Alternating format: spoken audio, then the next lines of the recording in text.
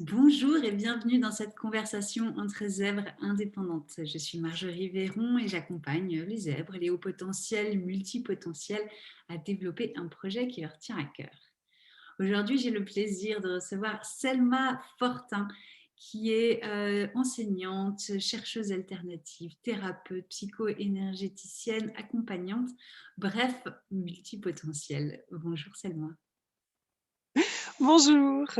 Oui, effectivement, à défaut d'avoir une étiquette, j'en ai plein. Je les chasse de temps en temps, mais elles reviennent parce que c'est quand même plutôt ce que je fais. Après, ça s'organise un petit peu différemment, selon les jours. Il y a des jours où je suis plus ça ou plus ça et pendant longtemps, j'ai dit que je voulais faire un métier différent chaque jour. Après, je me suis dit: «Mais je suis complètement folle, ça va être vraiment pas possible».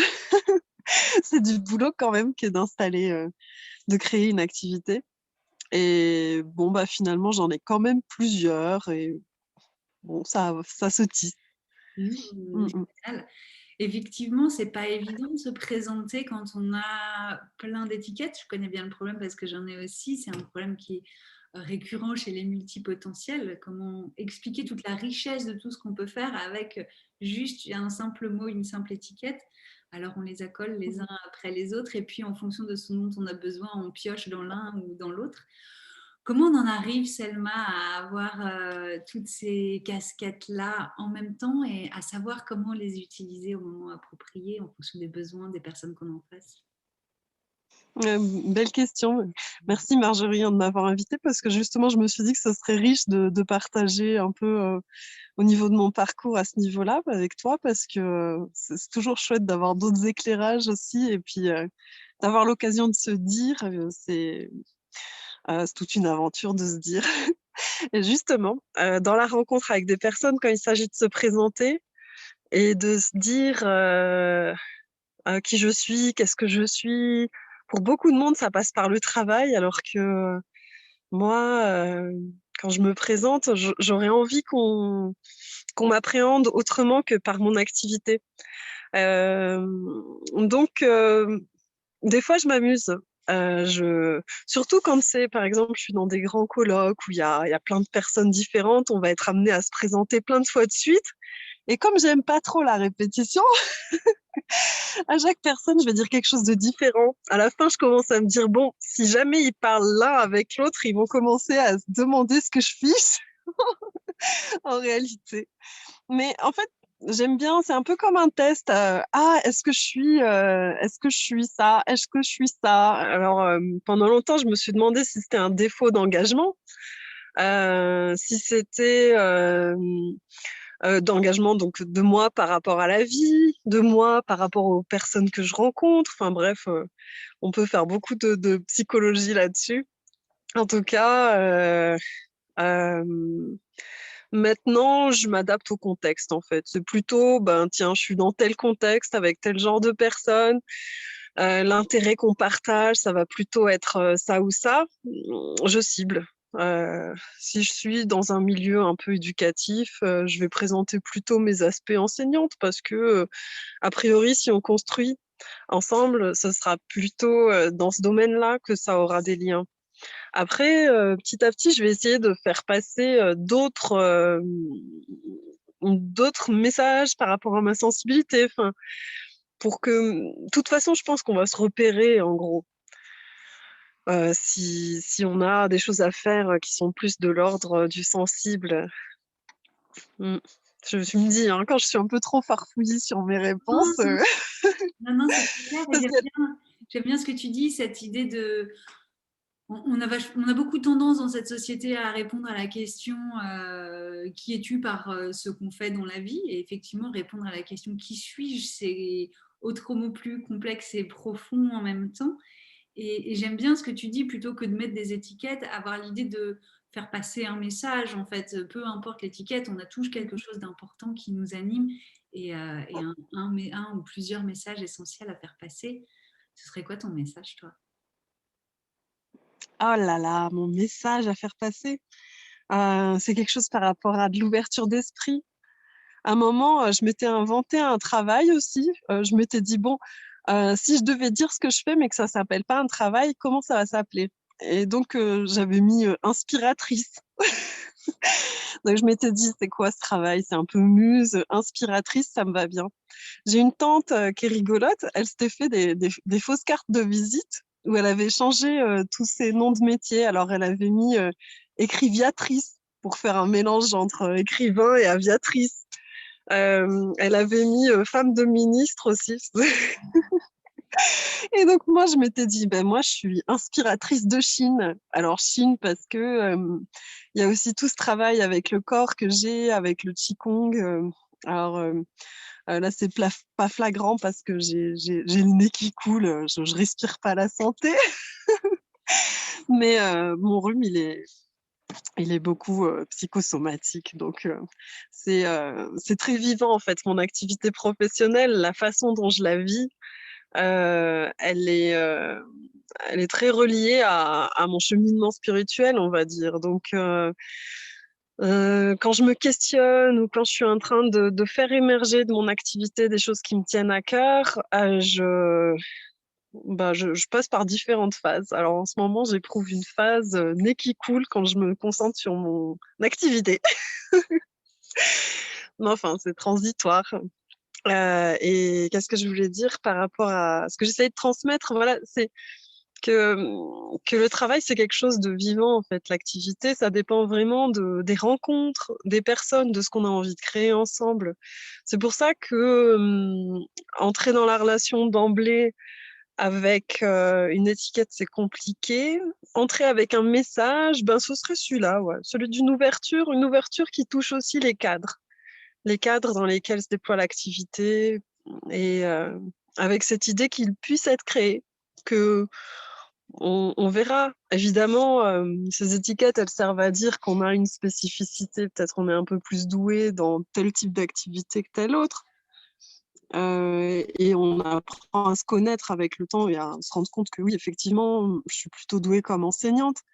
Mais bon, voilà, j'aime bien l'idée de recherche, en fait, dans la rencontre et de se dire: «Ah, qu'est-ce qu'on va faire? Qu'est-ce qui va se passer? Qu'est-ce qu'on pourrait» et de laisser émerger ça. Voilà. C'est une véritable forme de co-création, en fait. C'est pas toi qui décides ce que tu fais pour l'autre, c'est ensemble que vous décidez ce que toi tu peux lui apporter en fonction de ce qu'il cherche lui. Mmh. Ah oui, c'est ça. C'est très juste. C'est, se dire: «On va faire ça, ça, ça», sans avoir pris le temps de sentir, ce qui est réellement en jeu, c'est pas possible pour moi. Il y a vraiment cette dimension de se mettre au service de ce qui est entre nous, alors c'est pas obligé d'être, extrêmement solennel, hein, parce que quand je le dis, on a peut-être, l'idée que, on doit se mettre en méditation profonde pour s'en rendre compte. Non, non, ça peut être, assez simple, ça peut être assez évident, ça peut être assez jaillissant et assez joyeux et on peut être, au service d'eux et à l'écoute du lien sans être, hem, dans je sais pas, dans une espèce de mise à nu spécialement profonde, et développée. Enfin, ça peut être assez simple, quoi. Mmh. C'est intéressant, ça, il y a un juste milieu parce que je vois pas mal de personnes que j'accompagne qui s'interdisent certaines choses comme un peu plus de joie ou de légèreté dans la façon de se présenter et se dire écriviatrice, ça leur paraîtrait inconcevable tellement c'est pas sérieux. Et on a cette image qu'il faut paraître sérieux, qu'il faut avoir cette image d'être sérieux, ou alors qu'il faut avoir l'air extrêmement profond et inspiré pour pouvoir attirer des gens à soi. Moi, je pense que c'est surtout en étant soi-même. Et si on est de nature très sérieuse, ben restons-le. Mais si on ne l'est pas, pourquoi faire semblant? De la même façon, si on est quelqu'un de très introspectif et profondément en état méditatif en permanence, pourquoi pas? Mais si on ne l'est pas, ça sert à rien de faire semblant, ça va se voir, non? Ouais, ouais, exactement. Par contre, par rapport à cette histoire de sérieux, je sais que j'ai perdu du crédit par rapport à certaines personnes quand je me suis mis inspiratrice, je sais qu'il y a des personnes qui se sont dit: «Mais elle a craqué, qu'est-ce qu'elle raconte?» Et en fait, ça me semblait tellement pas juste à ce moment-là de mon cheminement de mettre des mots qui m'enfermaient alors que j'étais dans une posture où j'évolue. C'est comme quand on choisit ses vêtements le matin. Enfin, je veux dire, on met quelque chose qui nous plaît, on va pas mettre quelque chose qui nous plaît pas. Bon, bah, à ce moment-là, ça me plaisait de dire plutôt autre chose. Alors après, faut essayer de tenir compte des repères dont les autres personnes peuvent avoir besoin. Et peut-être que finalement, c'est une faiblesse hein, à ce niveau-là de pas être aussi saisissable qu'on pourrait l'être. Mais je sais qu'à chaque fois que j'essaye de me rendre plus saisissable, que j'essaye de me dire, vas-y, tu peux bien dire que tu es enseignante et que tu es ceci et cela. Ça me pesait trop, c'était pas possible. Et bon, bah, je crois que j'accepte plus avec le temps. Parce que je me rends compte que si j'avais tellement de mal à me définir dans ces étiquetages, c'est que j'avais aussi une recherche sur le cadre de travail, le cadre de façon globale, le cadre sociétal, économique, etc. Et donc là, je comprends mieux comment je me positionne par rapport à ce cadre, comment j'ai envie de le renouveler, comment je l'ai re-questionné, comment je joue avec en fait. Et là, ça me semble plus. Enfin, je me sens moins enfermée par les étiquettes. Mm. Quand on choisit son propre cadre, du coup, il devient beaucoup moins enfermant. Ce qui, pour moi, me paraît enfermant, c'est le cadre qui vient de l'extérieur. On a tous besoin d'un cadre, qu'on aime ça ou qu'on n'aime pas. Mais quand on peut choisir son cadre et le faire vraiment à son image, ça n'est plus enfermant. C'est juste un contenant. Ouais, Ouais, c'est ça. ouais, c'est. Mm. Ce que tu disais tout à l'heure, et ça m'intéresse parce que moi je suis comme toi, j'ai plein de casquettes et une de mes casquettes c'est d'accompagner les gens à développer un projet et donc sur cette partie-là, bah, on travaille un peu sur le positionnement et le côté très commercial marketing. Une fois qu'on a bien travaillé sur les bases de lettres, etc. Et tu disais, quand j'ai commencé à afficher certaines étiquettes, j'ai perdu du crédit, de la crédibilité envers certaines personnes. Est-ce que la réciproque est vraie, c'est-à-dire que tu as trouvé une oreille chez des personnes qui jusqu'à présent ne t'écoutaient pas, c'est-à-dire que tu as changé de public en fait? Oui et non. C'est-à-dire que moi, j'avais beaucoup de questionnements par rapport au milieu universitaire parce que j'ai eu l'occasion de faire une thèse en entreprise et, euh, et ça m'a fait me poser plein de questions, surtout que c'était une thèse dans une discipline littéraire. C'était des recherches sur l'imaginaire, donc il n'y en a pas beaucoup qui ont la chance d'aller faire une thèse financée en entreprise. Et j'ai eu cette opportunité, mais ça a été un bouleversement parce que j'ai compris pas mal de choses sur le fonctionnement de la pensée telle qu'elle peut être façonnée par l'université, telle qu'elle peut être façonnée par le monde de l'entreprise. Et dans les deux, j'avais l'impression qu'ils étaient à côté de la plaque quelque part. Il manquait une espèce de branchement à la réalité. Alors, paradoxalement, j'avais l'air de beaucoup planer, d'être moi-même pas tellement en contact, mais en fait, c'est ça le truc de la recherche, c'est quand on développe sa pensée, on la pousse à certains endroits, à un moment, on est rattrapé par le fait qu'on ne peut plus faire abstraction de ce qu'on a compris. Et donc, il faut que ce qu'on a compris dans sa tête, on arrive à le mettre dans sa vie, à être en harmonie avec ça. Et ça, c'est vraiment quelque chose de compliqué parce que ça pose la question de comment on entre dans des corps de métier. Est-ce qu'on peut encore entrer dans des corps de métier ou comment on prend sa place parmi eux? Donc, moi, j'ai eu besoin de quitter les universitaires après avoir essayé quand même beaucoup de les rejoindre, mais bon, j'arrivais pas trop. J'ai quitté le milieu de l'entreprise aussi parce que c'est pareil, j'arrivais pas à re-rentrer. En gros, je me suis dit, bon, ok, ben, je propose des offres qui vont être plutôt thérapeutiques pour eux. Mais j'avais l'impression qu'il y a un endroit où c'était comme me corrompre de comment dire, comme me corrompre d'essayer de travailler avec l'entreprise dans le sens où ce que je portais comme compréhension du monde, pour moi, était subversif par rapport à l'organisation et à la légitimité de l'entreprise. C'est-à-dire que faire des choses qui allaient contre le sens de la nature, par exemple, ou contre la sensibilité humaine, dans les façons de travailler, dans le cadre de travail, ça ne me semblait pas acceptable. Donc c'est pour ça que je suis partie dans toute cette recherche de cadre. Et effectivement, j'ai attiré d'autres types de personnes, euh, des personnes qui avaient eu ces compréhensions elles aussi et qui remettaient en cause toute l'organisation, les entreprises, le système économique, l'organisation du travail, enfin toutes ces choses-là. Mais un peu tous avec ce sentiment de OK, il y en a d'autres qui pensent pareil. Comment est-ce qu'on peut essayer de construire d'autres choses, d'autres façons de fonctionner ensemble? Et avec tous un peu ce sentiment que peut-être on est un peu à côté de la plaque, que peut-être on devrait essayer de s'adapter, et puis c'est tout. Et en fait, bah, je sais pas, ça fait une longue boucle d'expérimentation, de changement. Et maintenant, j'ai l'impression qu'au stade où j'en suis, je vois mieux comment je peux interagir avec ces personnes et revenir un peu plus facilement dans ces milieux. Mais je sais qu'il y a des endroits où j'ai posé mes arbitrages et des zones où je fais pas de compromis. Par contre, je sais que je peux aller être en contact avec eux sans que ce soit quelque chose qui me coûte spécialement et qu'on puisse se nourrir réciproquement. Par contre, ouais, ça m'a demandé de faire le deuil d'une certaine façon d'être avec certains milieux. Ouais. Mais bon, après, je sais pas.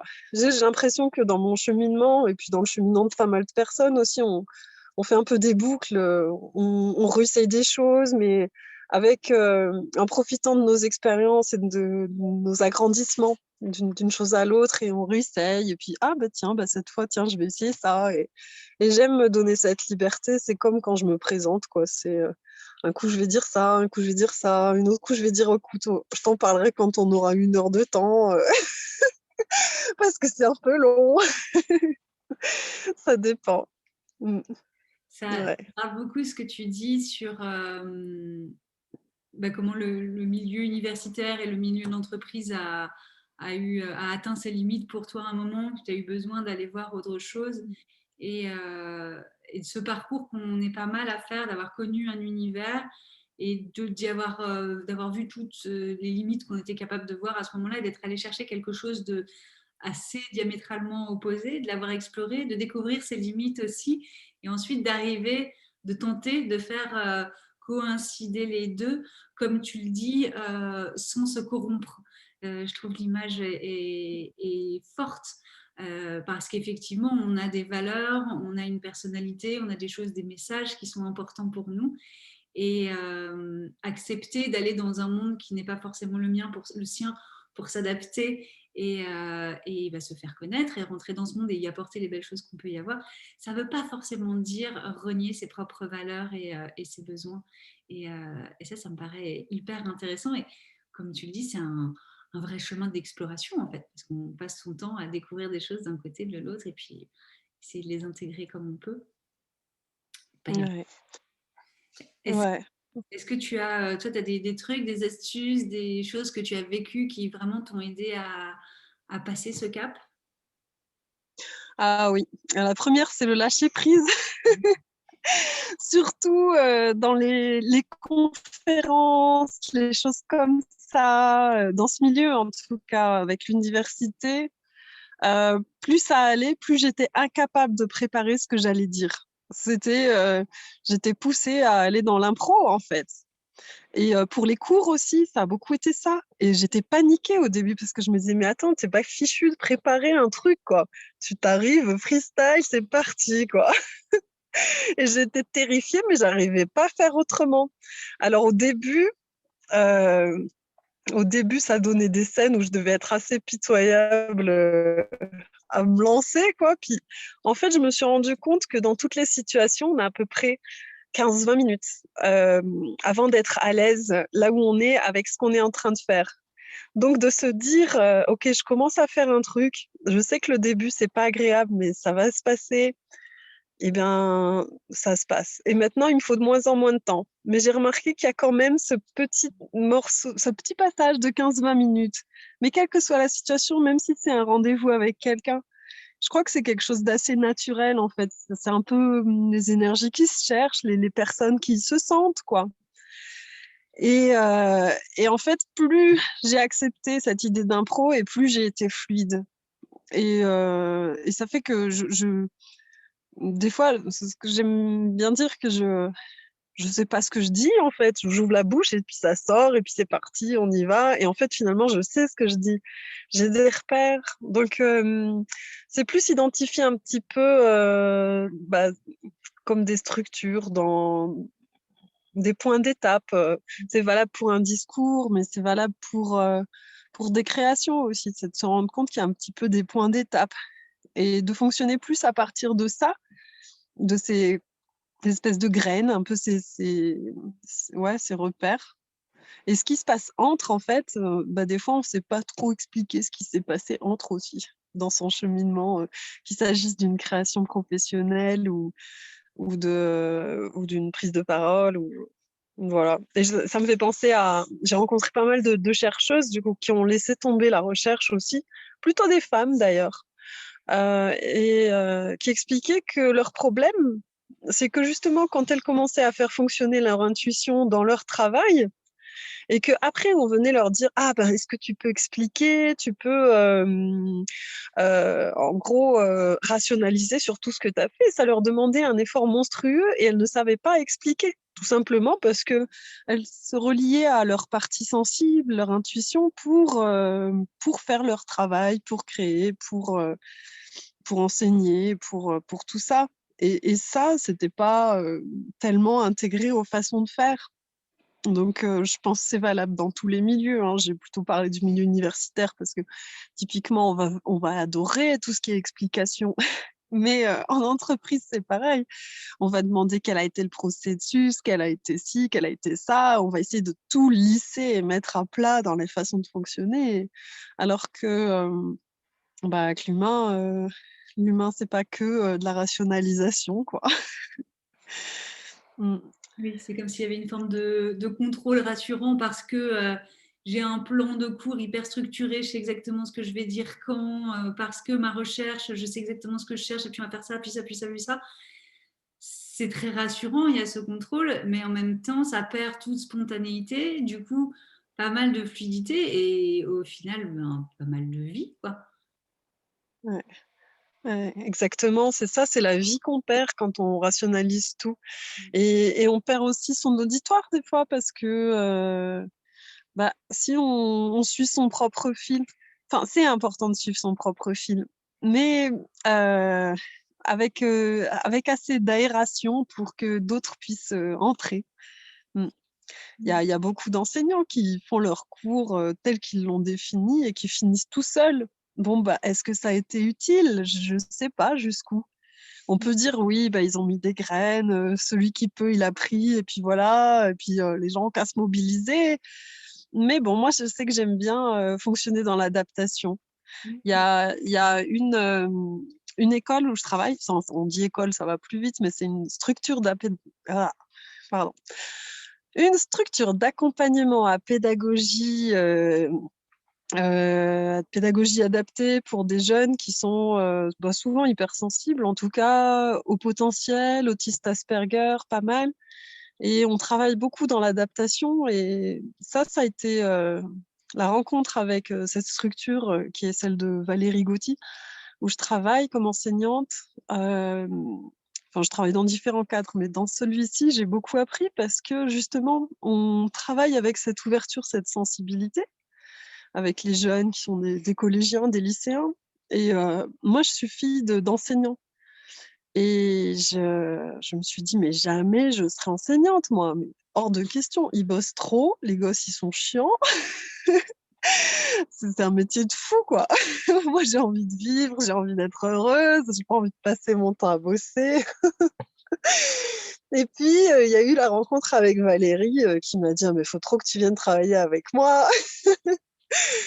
Et ça m'attire en même temps, l'enseignement, l'éducation, tout ça. Donc, il y a eu vraiment un travail d'apprivoisement, à la fois avec le cadre, avec elle, par rapport à ce qu'elle exige et la souplesse qu'on prend par rapport au programme. On s'appuie sur le CNED. Donc, ça veut dire que on a à la fois les cours qui sont le support de Valérie, qu'elle a fait elle-même, parce qu'elle a fait une thèse en neurosciences, tout ça, sur la pédagogie pour les Asperger. Mais ça nous soulage beaucoup, parce qu'on n'a pas les corrections d'examen, par exemple. Donc moi, j'étais mais aux anges. Je me disais, mais attends, j'ai trouvé le boulot de rêve. Je prépare pas les cours, je corrige pas de copies. J'arrive, je sais même pas ce que je vais faire. Et en fait, c'est tellement bien fait que, poum, ça coule de source. Je faisais beaucoup rire mes parents qui me disaient, bon, quand est-ce que tu vas commencer à préparer tes cours? J'en dis, mais pourquoi je ferais ça? Finalement, maintenant, j'ai compris, j'ai mûri aussi dans cette activité et je commence à avoir beaucoup de plaisir à préparer certains de mes cours, pas tous, parce qu'on s'appuie beaucoup encore sur le CNED, ceux de Valérie. Mais j'ai rejoint un autre cadre d'enseignement. Une fois que j'ai été prête à devenir enseignante grâce au cadre de Valérie, je me suis dit, bon, allez, qu'est-ce que je vaux comme prof dans un autre milieu? Et là, j'ai trouvé un milieu expérimental, parce que je trouve ça vachement important d'avoir cette ouverture à... On va pas être juste dans un travail reproductif, euh, donc d'avoir une ouverture à la recherche.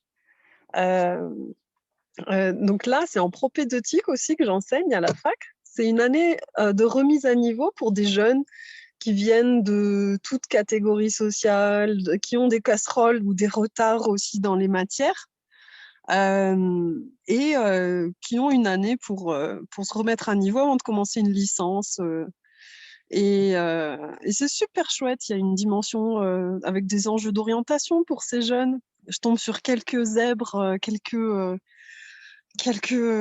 vraiment surdoués qui s'ignorent, qui sont encore à se chercher dans leur fonctionnement. C'est absolument passionnant. Mais il y a tout type de profil aussi dans ces filières. Et je racontais ça pour dire que là encore, je me suis retrouvée à pas avoir de programme et à pouvoir faire ce que je voulais dans les cours. Mais du coup, ça m'a obligée à aller chercher ma propre cohérence et en tant qu'enseignante et dans la matière que je dirigeais et on me donnait l'espace d'apprendre en fait. Et je trouve ça vachement précieux quand on a nos profils de pouvoir avoir cette dimension de recherche, d'avoir le temps de s'expérimenter. Moi, j'ai l'impression que je suis devenue enseignante au bout de plusieurs années. Ouais, maintenant, je me sens enseignante, mais j'ai aussi compris que faut lâcher la quête de perfection, quoi. Et au contraire, J'allais te poser la question, est-ce que c'est la pratique qui a fini par te faire lâcher ce syndrome de l'imposteur qui, en général, va de pair avec le perfectionnisme? Et c'est à force d'avoir fait, qu'au bout d'un moment, tu te dis, bah non, bah, je ne suis pas un imposteur. En fait, ça fait quelques années que je le fais et j'ai plutôt des bons retours. Donc, ça y est, je me sens enfin légitime. ouais, ouais, ben, il y a eu la pratique, mais il y a surtout eu un cadre bienveillant. Enfin, vraiment, les personnes avec lesquelles j'ai eu l'occasion de travailler, c'est des personnes en or, quoi. Je pense qu'on progresse les unes avec les autres, que ce soit Valérie à la petite école, comme le directeur de la fac auquel, le jour du recrutement, j'ai dit, ben, moi, je suis incapable de suivre un programme. J'espère que ça va aller. Il m'a dit, pas de problème, il n'y a pas de programme, c'est expérimental. Yes, c'est bon, merci. Et donc, voilà, c'est un moment où on ne peut pas se forcer à faire des choses qui ne nous correspondent pas. Donc, heureusement, une fois qu'on comprend ça, on peut rencontrer des personnes qui vont un petit peu aussi nous accompagner dans le développement d'eau. Et après, on a une expertise. Ouais, c'est la pratique, c'est la compréhension aussi au contact avec d'autres gens. En faisant les choses, on se rend compte de ce qu'on crée chez les personnes et de ce qu'on arrive à déployer. Ça met du temps des fois de se rendre compte en quoi on est précieux soi-même. Il y a encore 2 semaines, j'étais en train de me dire l'enseignement finalement, peut-être j'ai pas bien compris, peut-être c'est pas pour moi. Mais aussitôt après, le directeur me disait que, bah, il pourrait me faire un contrat, type mi-temps, parce que j'ai des activités en tant qu'indépendante, puis j'en ai d'autres, sur tout type de contrat. Enfin, c'est un peu, je crois que je sais pas, je suis tellement chercheuse que même le travail, c'est une recherche, où je vais avoir différents, types de contrats et je vais voir ce que ça me fait d'être comme ci ou comme ça ou enfin bref, c'est Mais mais j'allais te poser la question parce que du coup, tu as à la fois une activité indépendante et une activité de salarié ou prestataire de service. Ça va même dépendre des contrats qu'on te fait signer. Tu ouais. trouves ton équilibre là-dedans, dans cette variété aussi? Je sais pas, je sais que pour l'instant, comme je suis dans une démarche où j'essaye de créer ma voix, c'est-à-dire, vraiment une activité où, où j'aimerais créer ce que je veux, j'estime qu'il y a un petit peu toute une période de transition où il y a certaines choses que je vais faire, de façon transitoire un peu. J'ai fait beaucoup de petits boulots, parce que je voulais pas encore me lancer comme indépendante. En fait, j'avais une haute exigence de ce que ça pouvait être indépendante. Pour moi, j'avais l'impression que je devais arriver à avoir trouvé le fond de ce que je veux faire. Mais ça, en fait, c'est une quête spirituelle et moi, je pense que je l'ai beaucoup investi dans mon travail, mais finalement, heu, je me rends compte qu'il faut être patient, en fait et que, si on me propose des cadres dans lesquels je sens que j'ai un apprentissage à faire, j'y vais. Hem, J'y vais et à terme, à quoi ça ressemblerait? Est-ce que je pourrais être plus stable dans un type de statut, de contrat? Hem, Peut-être. Je sais pas. On discute beaucoup de tout ça avec les personnes avec lesquelles je travaille parce que donc ça, c'est mes cadres les plus stables, ceux de l'enseignement. Mais à côté, j'ai des activités qui sont, très, dans le jaillissement, qui sont pas du tout, formalisées parfois, mais j'avance en me disant que j'aimerais un jour qu'elles soient suffisamment mûres pour être formalisées. Donc ça, je pense que c'est des choses qui vont encore évoluer dans ma façon de normaliser et de cadrer mon activité. Je pense que c'est remettre à sa place, là où il y a une recherche et là où il y a de l'adaptation. C'est-à-dire que, ça fait un moment que je me dis: «Bah, peut-être qu'il faut que je crée quelque chose en plus». Pour l'instant, enfin que je crée quelque chose en plus. Pouh, c'est là qu'on va commencer à toucher mon brouillard. Hem, Parce que, voilà, j'ai des si on imagine que je suis en cuisine, il y a quelques petits plats, qui se préparent sans peine, qui tournent et tout. Puis il y en a d'autres, c'est mon grand œuvre alchimique, où on sait pas ce qui se passe des fois, et j'avance en fait tous ces fils différents, ces chantiers pour faire tout ça, qu'est-ce que je peux dire? Je sais pas trop si je saurais être plus claire. Mais en gros, la réponse, si je la fais courte, c'est que c'est encore quelque chose qui est en progrès permanent. Permanent. Non, je vais enlever ce mot. Qui est en progrès. Et en progrès, et ce que tu disais, c'est que c'est presque le travail, le chemin d'une vie. Tu disais c'est une forme de quête spirituelle d'arriver à donner dans son métier ce que l'on cherche au plus profond de nous-mêmes. C'est déjà trouver ce qu'on cherche au plus profond de soi, c'est la quête d'une vie. Alors arriver à le donner dans son propre métier, c'est bien normal que ça prenne du temps. Et ce que je trouve très intéressant, ce que tu fais, c'est de se mettre en chemin et de passer à l'action, même si on n'est pas arrivé, parce que de toute façon, je ne sais pas où est la ligne d'arrivée, mais il est possible qu'elle soit suffisamment loin pour que ça prenne au moins une vie. Donc, se mettre en Ouais. passer à l'action, et c'est ce que tu fais en t'autorisant à expérimenter beaucoup des choses, à te donner du temps aussi.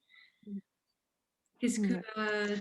tu donnerais comme conseil à une personne, une femme comme toi qui a envie d'expérimenter, qui n'a pas envie de se sentir enfermée dans un cadre et qui a envie de de laisser ces différents talents s'exprimer, mais qui en même temps doit bien vivre financièrement dans le monde dans lequel on vit. Ouais. Bah, c'est vraiment de faire cet examen de ses priorités, en fait. Parce qu'il y a certaines choses, on a l'impression que c'est des étapes obligées et on va faire des choix qui sont finalement assez tièdes, voire même froids, alors qu'en fait, on a besoin de se sentir en joie pour créer. Et quand on fait trop de compromis, on étouffe sa voix.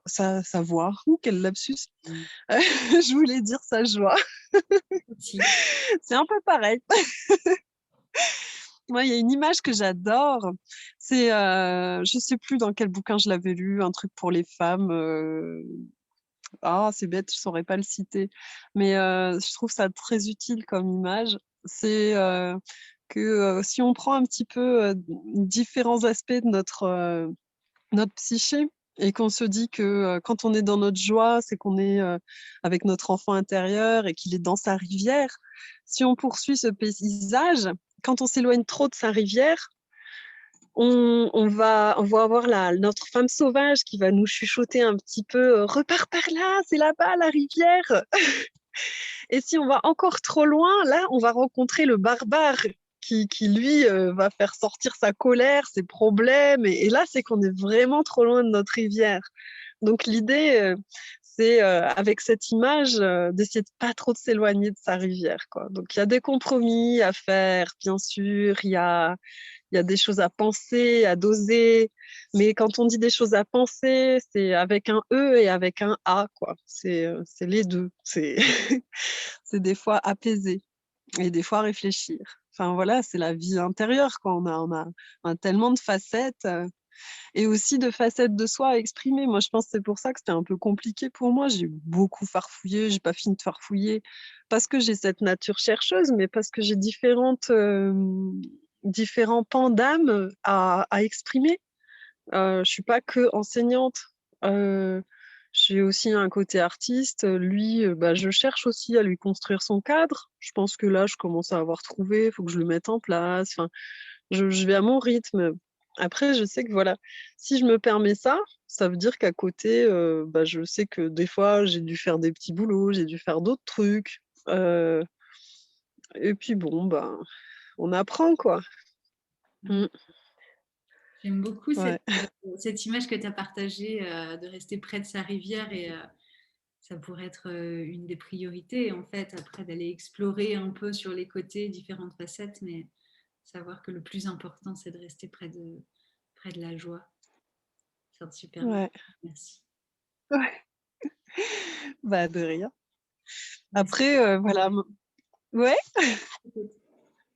ouais, moi, j'allais juste dire que j'avais un côté un peu révolutionnaire, quoi. Je pense qu'on porte un petit peu ça, en étant indépendant, et que j'avais vraiment l'espoir, en fait, d'arriver à créer d'autres organisations, de l'activité professionnelle qui soient pas, enfermantes. Et donc, dans mon progrès aussi professionnel, il y a eu le fait de rencontrer des personnes, qui ont aussi envie que ça change et qu'ensemble on essaye de créer d'autres types de façons de s'articuler, de travailler, qui soient plus respectueuses de la dimension sensible, des humains, quoi.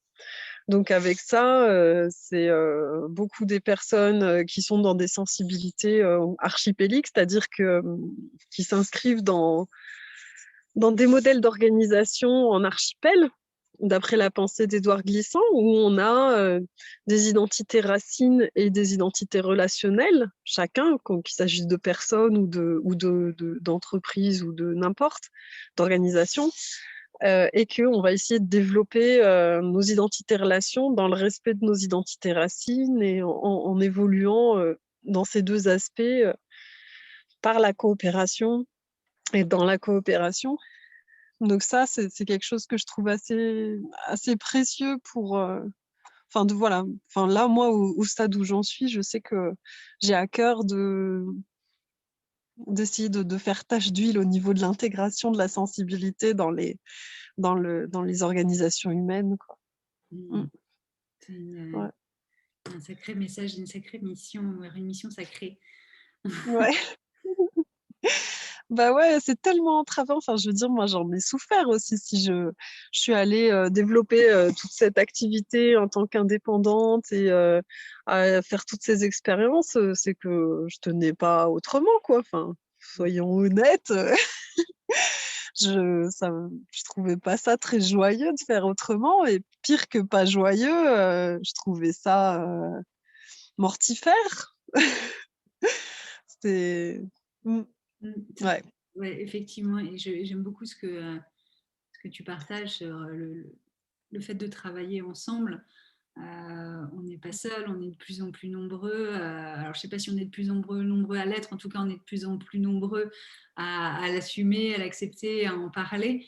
Et aujourd'hui, quand on est zèbre, hypersensible ou multipotentiel, on n'est plus seul. Il y a vraiment suffisamment de personnes autour de nous Mmh. qui peuvent nous accompagner ou avec qui on peut collaborer pour que tout ça, ça ne soit pas une aventure qu'on vit tout seul. Ouais, Parce que ce serait trop dommage de traverser ça tout seul. ouais, Alors qu'il y en a ouais. d'autres qui ont déjà parcouru un bout du chemin ou avec qui on pourrait parcourir un bout de chemin Mmh. pour avancer main dans la main. Ouais, puis c'est une illusion aussi, je pense, hein, vraiment, de se dire qu'on est seul à avancer là-dedans ou qu'on va être seul à faire ceci, cela.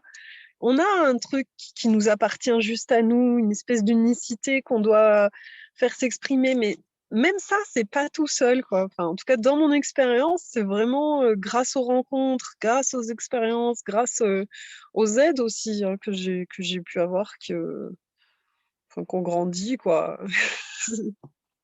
Non, c'est juste que c'est. Ouais, Super. ouais, ouais, ouais, je me dis peut-être que, je sais pas, dans 30 ans, dans je sais pas combien de temps il nous faudra, tous un peu collectivement pour, révolutionner ces façons de travailler, de toutes les croyances qu'il y a autour du travail, quoi. C'est impressionnant, tout ce qu'on se raconte soi-même, enfin, je sais que ça compte énormément aussi notre schéma familial. Moi, j'avais, une mère qui me disait vachement que je pouvais faire ce que je voulais, mais je sais que j'avais moi-même une espèce d'autocensure de fou. Enfin, j'ai voulu faire 40 millions de travails différents, déjà très petite, mais après quand il a fallu se poser la question plus sérieusement, hem, je faisais une espèce de tri spontané, quoi. Je m'étais dit, «Ah ben, des études de théologie». Après je m'étais dit: «Mais on n'est pas au Moyen Âge, qui va faire des études de théologie?» Mais comme j'habitais, oups, pardon. Comme j'habitais au Maroc, ça me questionnait de voir les religions différemment, tout ça, donc j'avais envie d'avoir des réponses. Après, je m'étais dit psy, mais dans ma famille, on a plutôt des enseignants, des soignants, donc des fonctionnaires, en fait. Donc je me disais: «Mais attends, psy, ça veut dire que tu es indépendant? Oh, compliqué!» Et puis, j'aimais les histoires, donc je voulais faire des lettres, mais quand on fait lettres, on se dit: «Ah ben, on doit faire prof si on fait lettres», mais moi, je veux surtout pas être prof. Après, je m'étais dit: «Bon, bah, je vais faire du droit, je vais aller changer les droits de la femme au Maroc, je vais aller, amener du changement», et puis bon, bah, finalement, il y avait, de la méconnaissance et des croyances, qui étaient un petit peu des freins. Méconnaissance aussi parce que, quand je me suis spécialisée en recherche sur l'imaginaire, je savais pas que je ferais ça parce que je savais pas que ça existait jusqu'à la 3e année de fac, et là, je me suis dit: «Ah mais c'est génial, c'est ça que je voulais faire!» C'était comprendre, tout cet univers intérieur, les structures de l'esprit humain en fait, les structures anthropologiques, de l'imaginaire, c'est Gilbert Durand, notre pape, de cette discipline. Ça Des m'intéresserait beaucoup aussi. Si on va pas avoir le temps d'en parler parce que sinon l'interview va être trop longue, mais c'est vraiment Ouais. un domaine qui m'intéresse Mmh. beaucoup, que je trouve assez puissant et qui, à mon Ouais. avis, va retrouver un peu toute sa grandeur dans si c'est pas les années, les décennies à venir, parce que c'est vraiment une porte Ouais. pour contrebalancer cette hyper rationalisation, hyper raisonnement, hyper logique en permanence. Bah oui, c'est ça. C'est ça, c'est remettre un petit peu, de sensibilité dans le monde, réenchanter l'humanité quoi Rien. et notre société. Et surtout en France. Mais bon, ça c'est en cours, c'est en cours. Moi, je suis hyper optimiste par rapport à ça et après, je suis atterrie dans le milieu de l'innovation, de la prospective et cetera, où on travaillait à plus 2050 et tout ça et bon, bah, c'est là que je me suis dit: «Fallait faire quelque chose» et que j'ai commencé toutes ces recherches sur le cadre, quoi. Mmh. Donc bon, Génial. C'est un mmh, univers absolument passionnant. Je vous ouais, je pourrais parler trop. Non, faut pas trop. C'est juste, moi, j'aurais vraiment plaisir à continuer cette conversation pendant 2 heures. Après, je sais que c'est pour les gens qui nous regardent, ça fait un peu long. Et puis, on perd, tu vois, je trouve, quand on partage beaucoup de choses, on finit par diluer un petit peu les éléments essentiels. Quand tu as 10 minutes pour partager un message, il est passé. Si tu en fais passer 10 en 1 heure, je suis Ouais, pas sûre qu'il y en ait un qui soit passé. Donc, ah moi, non, je pars avec dans mon cœur réenchanté d'humanité parce que je trouve ça génial. Je le mets juste à côté de ma petite rivière, là. C'est super. bah, merci beaucoup. Avec plaisir. Si on veut te retrouver, Selma, je mets le lien vers ton site internet sous la vidéo. Ouais, Et puis, pour les personnes qui nous regardent, si cette vidéo vous a plu, si vous voulez voir d'autres parcours inspirants de zèbres indépendants, vous en retrouverez sur la chaîne YouTube. Et si vous avez besoin d'aide pour développer un projet qui vous tient à cœur, je serai ravie de vous accompagner. Un grand merci, Selma, pour cette interview et à bientôt, j'espère. ouais, merci beaucoup Marjorie, c'était super chouette, ce que tu fais et cette interview. À bientôt. À bientôt.